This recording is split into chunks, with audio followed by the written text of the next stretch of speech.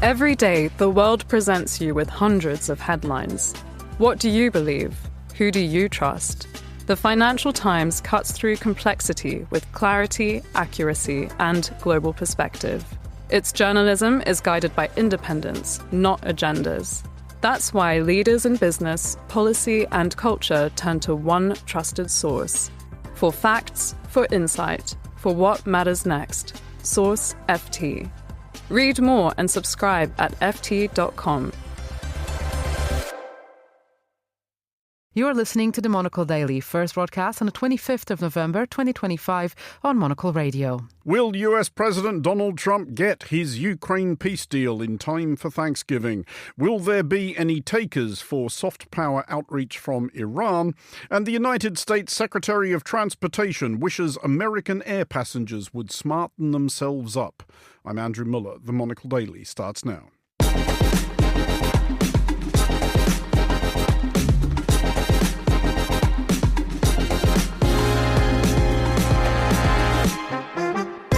Hello and welcome to the Monocle Daily, coming to you from our studios here at Midori House in London. I'm Andrew Muller. My guests Lynn O'Donnell and Stephen DL will discuss the day's big stories, and we'll hear from the author David Marsh about his new book asking if Europe as a political construct can survive, and if so, how. Stay tuned, all that and more coming up right here on the Monocle Daily.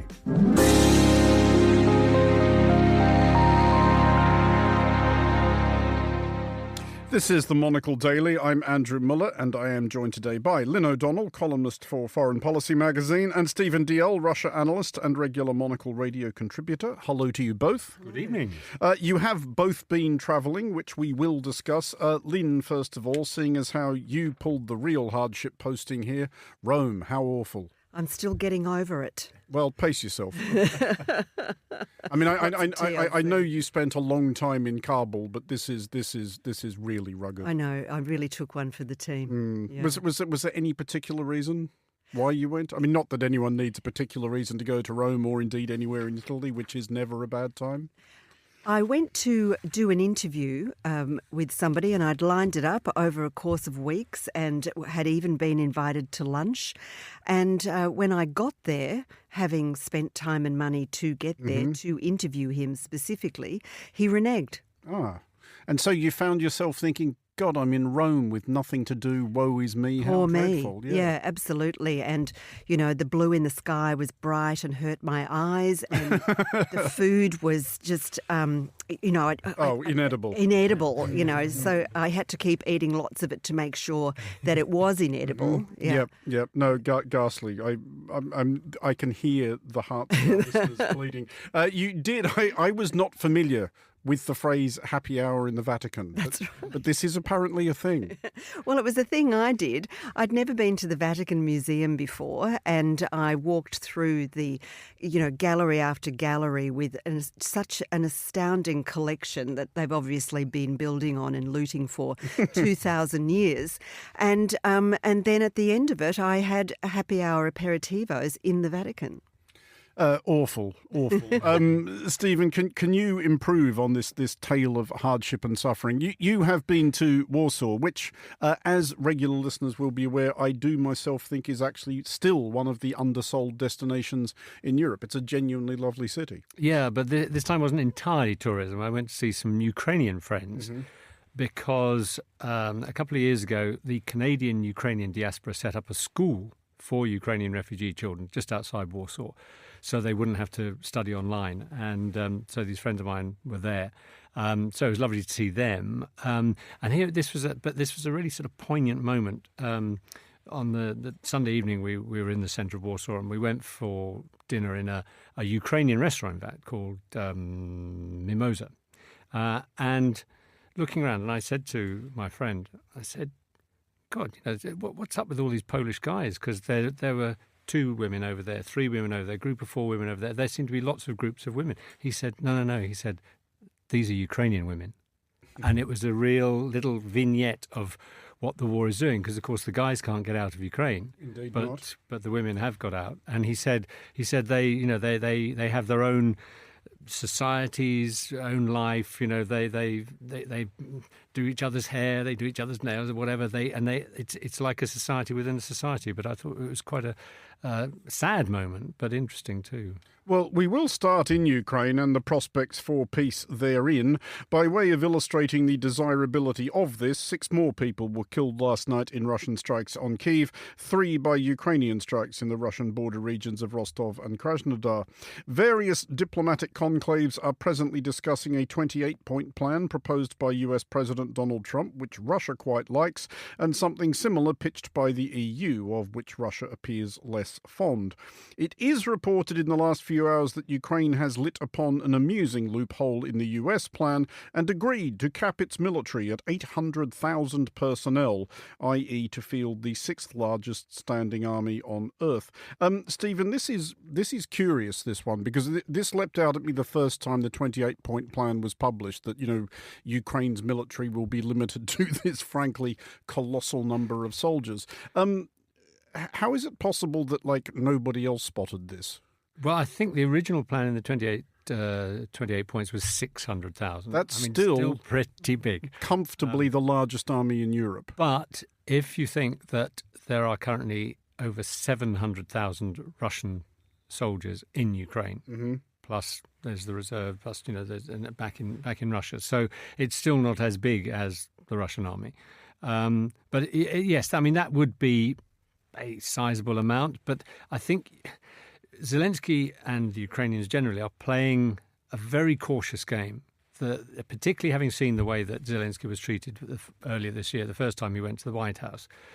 They, like many others around the world, I think, unfortunately, are sort of sucking up to Trump and sort of trying to keep him on their side. And, of course, the other thing with Trump is, whatever the last person says in his ear is what he'll repeat. Mm-hmm. So, he's already flip-flopped after the 28 points. Saying, well, you've got till Thursday, i.e. 2 days from now, to agree to it. And then at the weekend, you can have a bit more time. And so, Zelensky doesn't know what Trump's going to say. No one knows what Trump's going to say next. So he's having to be careful. And I think he's having to say, well, yeah, we'll agree to some of these points. But if you look at the full 28-point plan, it was undoubtedly written in Moscow, whatever the Americans say. No NATO membership, no foreign troops stationed on the soil. This strange idea that any aircraft would be stationed in Poland. Well, there are already. It's called the Polish Air Force. Those points, I was just appalled, and I thought, if this really is going to be pushed down Ukraine's throat, then what has this war been about? Russia going back into the G8, and it's all going to be business as usual. Kaja Kallas, the European Union spokesperson for foreign affairs and also, of course, former Estonian Prime Minister. She is always worth listening to, and I heard her being interviewed. It was broadcast today. She was interviewed yesterday, and saying, no, Russia's not going back into the G8. How can you talk about business as usual when Russia, unprovoked, attacked Ukraine, has caused untold damage, has killed thousands of, if you call soldiers and civilians, hundreds of thousands of people? You cannot just brush all that under the carpet and say we're going back to business as usual. So we're in the hands of the Americans again, which I think, Europe really does need to get its act together. Well, which does prompt exactly that question, Lynn. Does Europe and Ukraine need to be in the hands of the United States? Because it is not new information that the current US administration is somewhat erratic and whimsical, or that it is at best indifferent to the fate of Ukraine. Are we indeed past the point at which Ukraine and its European allies need to figure out a way to just essentially lock the United States out of this? Just to decide that we are Europe, we are a superpower, we will defend Ukraine? But I've been asking myself that for years and thinking I must be missing something because I just don't understand why it hasn't happened. We saw the rush. Remember the rush hour rush of European leaders to Washington after the meeting with Putin earlier this year, and just a panic. that belies a weakness and an obeisance to whatever transactionality Trump has in mind. And I can't help thinking that Europe is constantly betraying its own weakness and possibly its disunity in decision-making.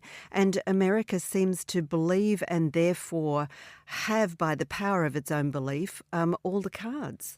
Stephen, you correctly point out that Ukraine is being very cautious. It strikes me that they are trying to find ways to say no without actually saying no. But one of the ways in which they are saying no is that President Zelensky is reiterating that he does see territorial concessions as a red line. He doesn't want to hand over any amount of Ukrainian territory to Russia. Obviously, a perfectly reasonable, understandable and moral and legal stance to take.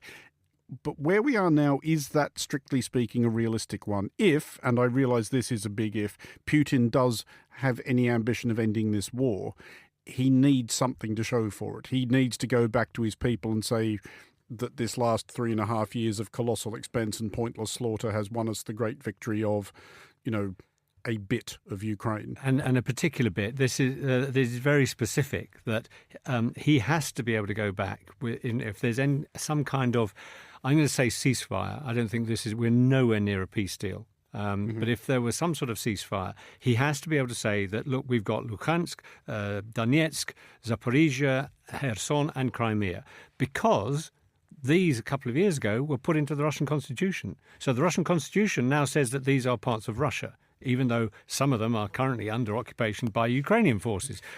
So anything less than that means that he loses face if he turns around and says to his people, look, look what we've achieved, because he hasn't achieved even the minimum.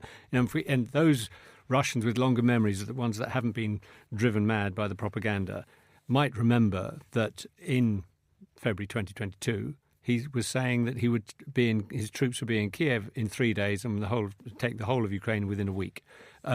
He has failed dramatically in that, but he's not afraid just of losing his position. He's afraid of losing his head. We know from rumours, and not more than rumours, stories that have come out of the Kremlin over the years, that he watched over and over again the video of Gaddafi being lynched in Libya.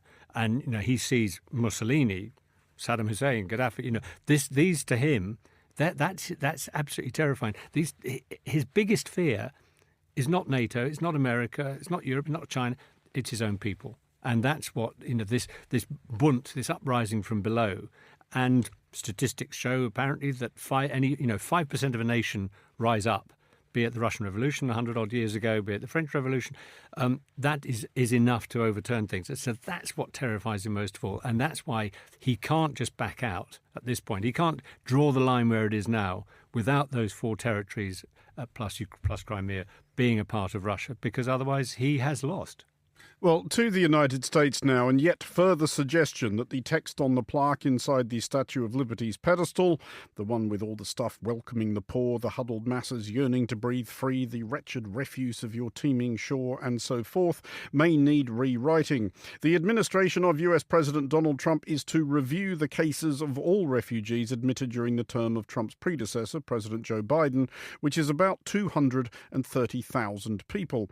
By way of contrast, Trump recently set a cap on refugee admissions for the next fiscal year at 7,500, a record low, and a record low which will mostly focus on white South Africans for some scarcely imaginable reason. Lynn, a lot of those 230,000 people will, of course, have come from Afghanistan, a place you covered for many years. How do we imagine these 230,000 reviews are going to go? Reviews of their status. I think it's probably going to go quite well for the Trump administration. The ICE guys who look like Ninja Turtles have been really deployed for purposes of instilling terror in people, and it's worked. But as we've seen with 2 million Afghan people who've been forced back into Afghanistan from Pakistan just this year, they're going back to nothing. And there's a lot of transaction, that word again, with the Taliban authorities by governments in Europe, Germany, Norway, Britain, I know, would love to follow suit, and it's all about deportations. And there is a well-worn path now between Washington, D.C. and Kabul for that purpose. That this anti-immigrant policy, if you like, mentality that prevails in American politics is really all about sending people home. And people I know who are in America are terrified of it, absolutely terrified, because there are people who will be sent back to their deaths. I mean, one of the many reasons, Stephen, that this is nonsense, and we can see how this is going to go. We're familiar with the scaremongering template by this point. But it is the case, is it not, that almost nobody, certainly nobody native-born, is more thoroughly vetted than somebody who has been given refugee status and allowed to stay in a new country? Yeah, absolutely. And, I mean, as Lynn knows Afghanistan and very well, and just the thought, and I went cold when you said that from the UK as well, that people, these are people who helped the British, whether or not you think the British Army should have been in Afghanistan. The fact is they were there, and some people helped them. They were translators. They helped them with all sorts of things, and actually to send them back to their death. I mean, that is unbelievable. But it goes further. So if I can sort of take it in my patch. Now, I don't often express sympathy for Russia these days, but there are Russians now in America who also risk being sent back to Russia because they left not just to avoid being conscripted, but they left because they protested against Putin. They protested against the war. They are known to have protested. And they may not face death, but they will certainly face prison if they go back. And this. I too am lost at seeing any kind of logic in this. These are, and also because certainly in the case of the Russians, those who've left tend to. It's a real brain drain. These are very bright people. They would love to be working and actually helping America, helping the country that they're in. So the idea of sending them back to imprisonment just makes no sense on either side.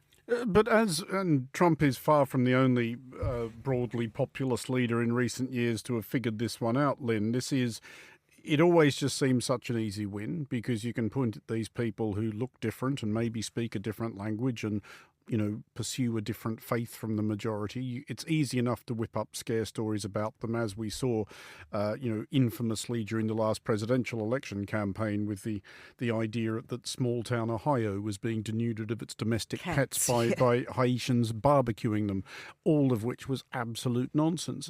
But has anybody yet figured out how you win the argument against this? Because what is also conspicuous by its absence is politicians on the other side of the aisle standing up for these people. Which I really don't understand, because the system in America is such that benefits, unlike in some European countries, benefits are very short term. And so people have to work and make their own way and then start contributing almost as soon as within months of arriving. And so they are contributing to the economy and, they're making money and they're buying things and, they become active participants in that society very quickly.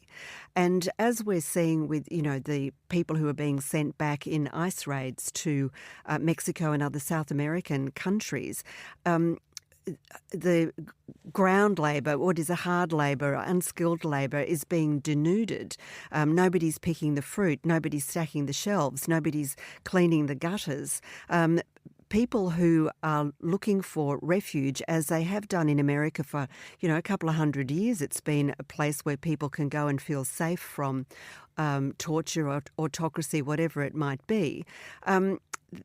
Everybody is suffering. Those people who are being sent back to whatever they're going back to, and the economy of the country that they're being forced out of. And nobody's talking about it in those terms. I reckon it's going to be a pretty lean Christmas in a holiday period in America this year for many reasons, and one of them is that there's nobody there to do the work. Well, to Iran now, and to a possible challenge for any enterprising public relations firm. It appears that the Islamic Republic is intent on depicting itself in a more inviting light, burnishing its soft power credentials and generally winning friends and influencing people.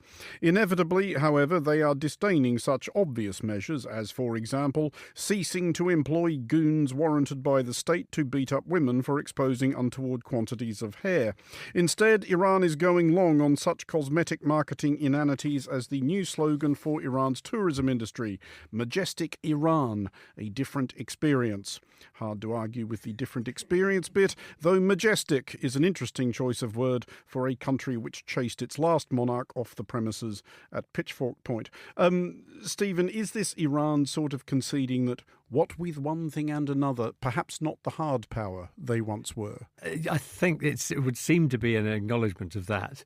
And they apparently are trying to cozy up to other Arab states and saying, look, the real threat now is Israel because, look what Israel's been doing. Israel's been bombing people in various countries in the Middle East as well as what they've done in Gaza. So they're trying to play that card. But the idea of Iran having soft power anyway, it's interesting that there's a new dramatised serial has just started. Am I allowed to mention the BBC? It's on the BBC. Of course. Well, anyway, you just have. It's too late now. So there we are. It's a four-part dramatisation of the story of Nasreen Zaghari Ratcliffe, who, of course, was Iranian, married to a Brit. She went to Iran to see her mother and spent the next 5 years in prison. Does it mean that sort of thing is not going to happen? I think not. Would she dare to go back again? I think not. So Iran, cosy, two words don't seem to go together. I mean, Lynn, Stephen talking there about their outreach to the Middle East and perhaps to other places, I am inescapably reminded of a conversation I had at Globsec in Prague last year, which occurred coincidentally to the American-Israeli air raids on Iran, and one NATO foreign minister, who will remain unnamed because we were just talking, did say that the Iranians are about to discover that their big problem is that nobody likes them. Do you think possibly the Iranians have figured this one out? Well, it's been a really rapid about turn, hasn't it? But all their mates are gone. Hamas leadership is all kaput. Their mates in the Houthis in Yemen have also said, well, we're not playing this game anymore. Hezbollah are the same, so they don't really have any friends left. Maybe the Qataris. Maybe Russia too. I mean, Russia. There has, they've been helping the Russians. They were the ones who. But this is not a relationship based on tremendous mutual affection and respect. Indeed. Yeah. So I think you're right. Maybe they have realised that they not only don't have any friends, they don't have any firepower left either, and along with not having any money. And a population of 90 plus million people who mostly hate being run by mullahs and women who hate being smothered the way they are. But memories are short these days, but they ain't that short. I mean, just on their attempts to sort of pitch the idea of themselves as a holiday destination, I mean, I will confess, Stephen, to being torn about this. I've been to Iran once in my entire life in slightly bizarre circumstances, and I was only there for, I don't think it was even 48 hours, and it was only in Tehran. But clearly a extraordinary, in many senses of the word, city. Everybody I met was absolutely well, apart from the secret police who were employed to follow me around and get in my way. Everybody else was absolutely delightful, especially once we'd managed to sort of lose the secret police minders. But one sees pictures. It's clearly a glorious country. It would be a fabulous place to visit. Are you yet, however, enticed? I am not enticed. I've done a lot of travelling, and I'm in the happy position of being able to travel for pleasure rather than having to chase people for interviews who then don't turn up. My wife and I have been doing a lot of travelling this year, but Iran is not on our list for this year or next year. And I think it almost says to me, well, if there's a God, he's got a wicked sense of humour because, there is so much history there in that whole part of the world. And there's so much, but in Iran especially, there's so much of everything, not least potential. But the potential is not going to be realised, may I say, with the current regime, if that's not I don't much of an understatement. I don't think that's a controversial take. And to the United States, where Secretary of Transportation Sean Duffy is appealing almost certainly in vain for his fellow Americans to smarten themselves up before flying home to spend Thanksgiving bickering with their families about Secretary Duffy's boss. Duffy has launched a campaign for better dress in airports and on aircraft, which he believes will prompt better behaviour. They've even made an advertisement of which this is some. Flying was a bastion of civility, but today...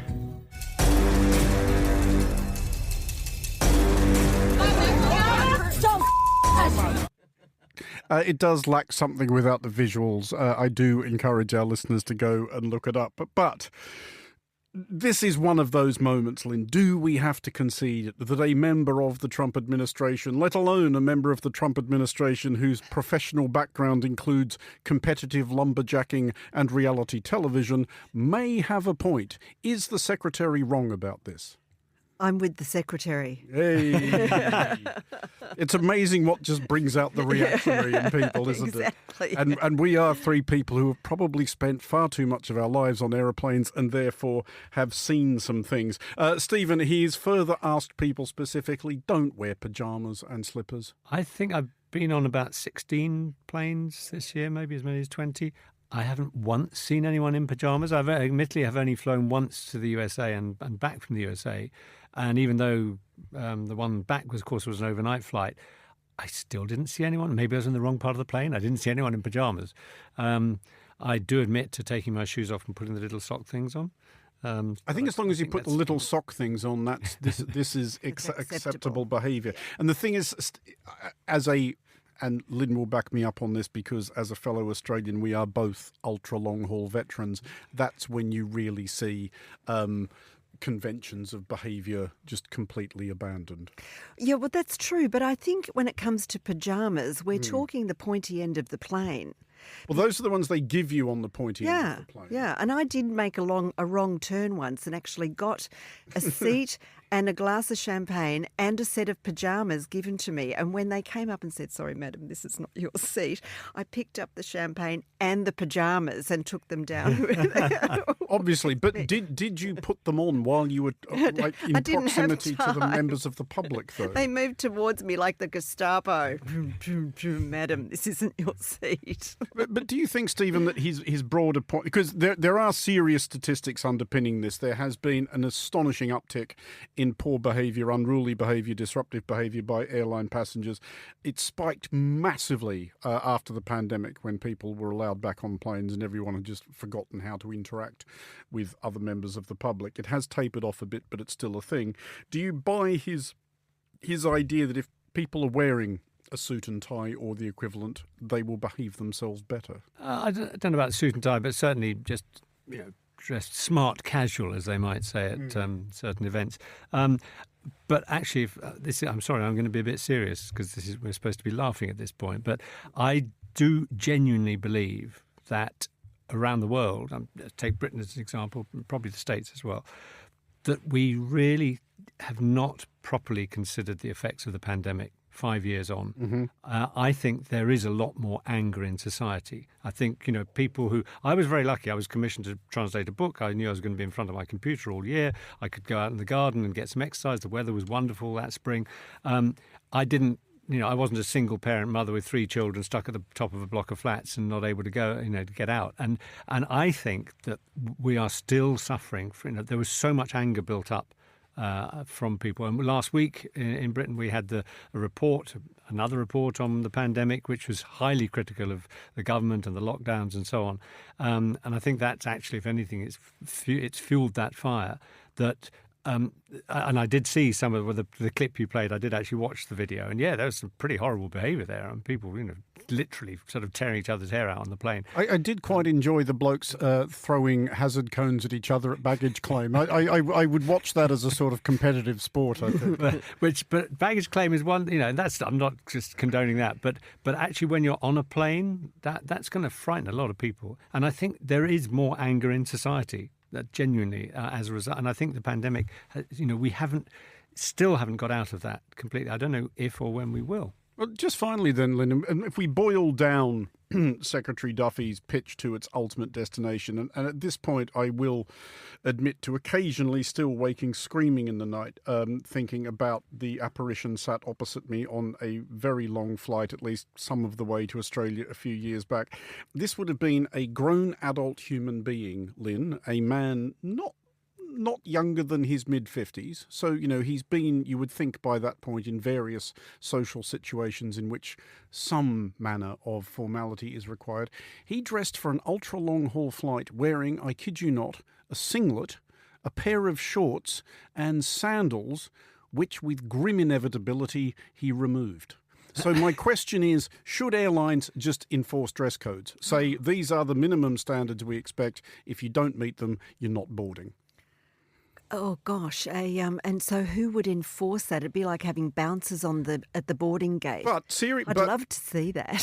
But all jokes aside, aircrew, have almost godlike powers, especially once the door shuts, and we are accustomed in that environment to doing as we're damn well told for very good reasons. Why not extend it to this? Well, okay, so that's a good question, but air travel is so expensive no matter what class you're flying in.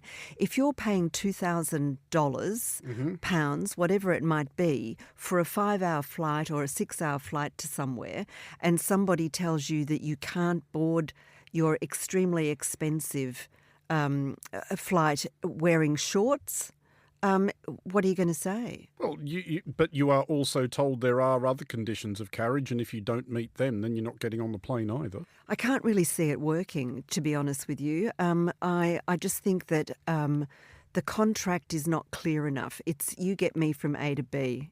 It's a train, it's a plane, it's an automobile. I can't see it. Lynn O'Donnell and Stephen Dalziel, thank you both for joining us. Finally on today's show, the European Union has long been hailed, not least by itself, for bringing the continent together after the Second World War, but in reality it has struggled to maintain optimism and cohesion after the end of another conflict, the Cold War between the US and the Soviet Union. Many of the fissures exposed in the 1990s are now sundering further in the aftermath of Russia's invasion of Ukraine and the rise of China. David Marsh is a writer and founder of OMFIF Economic Research. He spoke with Monocle's Chris Chermak about his new book entitled Can Europe Survive? The Story of a Continent in a Fractured World. Chris began by asking whether Europe had been overconfident and complacent about its ability to unite Germany and Europe after the Cold War ended. There was a certain amount of complacency that it might be okay as it had been, as you say, against all the odds after the Second World War. On the other hand, Chancellor Kohl himself had a great deal of angst about the problems of integrating East Germany into the West. He knew it was going to cost a great deal of money. He knew that much of the rest of Western Europe was against German unification as well. He had to make that quid pro quo. A lot of Germans denied that there was a quid pro quo, but clearly there was an acceleration and intensification of the move towards monetary union. That had to be done as a way of somehow appeasing France in particular. Once Mitterrand became aware that Kohl was going to speed up somewhat the preparations towards monetary union, he became a lot less antagonistic about the unification of the two Germanys. Make no mistake, France could not have stopped that. That was going to happen anyway, but it was far better that that did take place on terms which were at least being looked at relatively kindly by France than that would lead to antagonism. So there were all these different elements at the time. I think that the role of America in both of those episodes was absolutely crucial. Without George H.W. Bush, there wouldn't have been I think, unification in the way that there was. And all behind the scenes, I think America was always in charge of the European agenda all the years after the end of the Cold War. This is what pains me now, that America is plainly going down a different path. Again, sticking with kind of that post-Cold War period, if there is some success in that, perhaps not the East Germany integration side, but there might be some success in the European Union's expansion eastward to Central Eastern Europe. You note in the book that much of Central and Eastern Europe has been kind of catching up in the last 3 decades or so, but of course antagonized Russia in the process. And I'm curious, when you look at that, you write about that dynamic a lot in this book as well. Was that inevitable, that sort of antagonism, in order to improve the fortunes of Central and Eastern Europe, or could things have gone differently? I don't know about inevitable, but I certainly think it's logical that it would lead to some antagonism, whether through the military side or through the economic modernization side. There has been, if you like, a new gulf now between the successfully modernizing catch-up states of Central and Eastern Europe and Russia and the satellite states thereof, which do remain caught in something of a time warp. And it's exposed, I think, the vulnerabilities of the Russian economy, which is still very much an energy-dependent economy. It's failed to modernize, failed to diversify. And, of course, we now see a war economy. Over time, I think, Russia and its economic fundamentals will become more and more dire. And that's not going to help bringing about of a more modern, Western-orientated government in Moscow. But, of course, we went through a whole period of hope after Yeltsin came to an end, that this new, completely unheard-of man, Mr. Putin, was going to be a modernizer and a Western-orientated technocrat. So we did have moods of hope there, which, for various reasons, did turn into ashes. We do absolutely have moments of hope, but also, and you write about this, perhaps a dismissiveness that came with that hope from Europe and the US maybe as well towards Russia, sort of failure perhaps to take it seriously after the Cold War, the sense that the US won, Russia lost, and you write about that. There's this one meeting you recount, I have to say, kind of stepping forward a bit on that, but gets to this, of the European Commission President Jean-Claude Juncker meeting Vladimir Putin. They're at 2 a.m. at a hotel. Putin brings out a Russian history book claiming Ukraine as, its historic territory, and Juncker counters that he has a book claiming that Prague was founded by the Grand Duke of Luxembourg and maybe he should instruct Luxembourg's army to invade the Czech Republic. I just found that little nugget so informative and fascinating because it gets to this point, perhaps. Did nobody in Europe take Vladimir Putin seriously? They kind of joked about these things until he actually invaded Ukraine. It's a good point. I mean, of course, Mr. Juncker does have a very quirky sense of humour. What struck me about this was that this book, I'd really like to know what it is. It's a Cyrillic book that Mr. Putin takes everywhere with him. He took that to the G20 summit in Brisbane, as you say, in 2014, just after the more minor invasion of Ukraine with Crimea. It's clearly like a Bible, a travelling Baedeker to him. I think the principle that the Americans had after the fall of the wall was that indeed America had been victorious. The Cold War had ended in America's favour. However much they tried to do, it was quite clear that the Soviet Union, then became Russia, was the vanquished. You couldn't get over that Cold War victor mentality, I think, in the case of the Americans. However much people like Clinton tried to cover that up, Condi Rice told me that she said that wasn't the case, but I talked to her about her book. She did write in the book that she told the East Europeans on one occasion, we've won and you've lost. I think the other Europeans, of course, were far more mitigated, the Germans in particular, knowing the dangers of antagonizing the Soviet Union and then Russia, were trying to be far more condescending, far more magnanimous as well, vis-a-vis the Russians. But of course, the Americans were in charge. And I think America always knew that there was likely to be a war over Ukraine. That's something which came out pretty clearly from all the archives.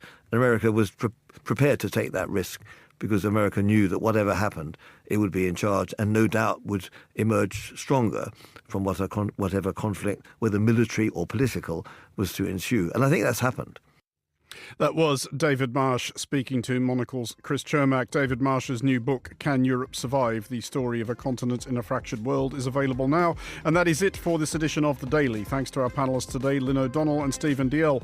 The show was produced by Monica Lillis and researched by Joanna Moser. Our sound engineer was Elliot Greenfield. I'm Andrew Muller here in London. The Daily is back at the same time tomorrow. Thanks for listening.